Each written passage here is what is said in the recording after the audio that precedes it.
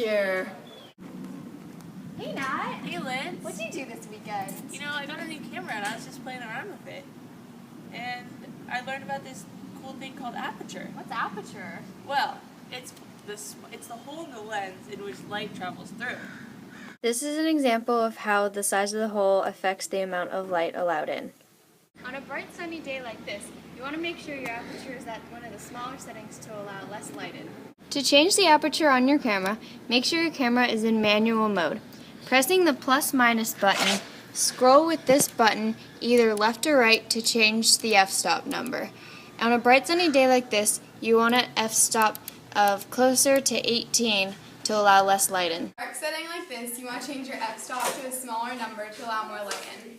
In low lighting like this, you want to change the f-stop to a smaller number in order to let more light in. Aperture also affects something called depth of field. Depth of field is an area of sharpness within a photo from near to far. 3 factors of depth of field are focal length of the lens, distance between you and your subject, and the aperture selected.